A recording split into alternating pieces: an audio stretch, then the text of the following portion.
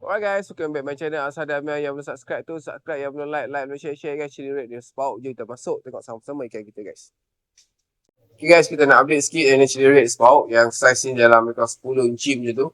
So ni kita tak training tak buat apa. Tengah bagi dia like lah. Bagi dia like. Pak dulu. Nanti baru kita training dia, kita padu, kita buah dia betul-betul lah. Sekarang ni je kita bagi like dulu. Kita tengok dia lah. Dengan dayung dia yang agak panjang, ekor dia agak kembang tu, nampak? So ekor ni boleh kembangkan lagi. Nanti dia kembangkan lah, lepas hari haji tu dia kembangkan lagi. So sekarang ni kita beri lihat. Yang susah ni dayung lah. Panjang tu je lah. Nampak?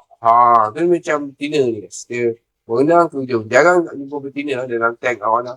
Sebenarnya kalau rasa yang nak betina, ni boleh lah. Okay kan? Ni semua jantan. Nampak ni? Ni semua jantan. Nampak? Ikan dia memang cantik guys. Memang cun. Nampak? Chili rate dia Sprout. Tu. Tawa tu. Yang belum follow tu, follow dulu. Yang belum like dan share.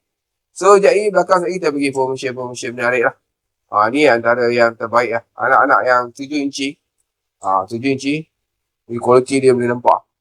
Okay. Kecil-kecil ni kita bagi makan cengkerik guys. Kita bagi makan cengkerik. So, besar sikit bukan makanan lain lah. Okay. Yang belum follow tu, follow dulu. Yang belum like, share. Okay, ni tengah training. Ini tengah training guys. Ini tengah training.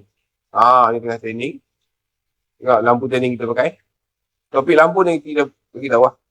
Nampak baru 4 minggu kita training. Hasil dia macam ni. Kalau kita tak lampu dekat bawah lagi nampak cantik guys. Nampak.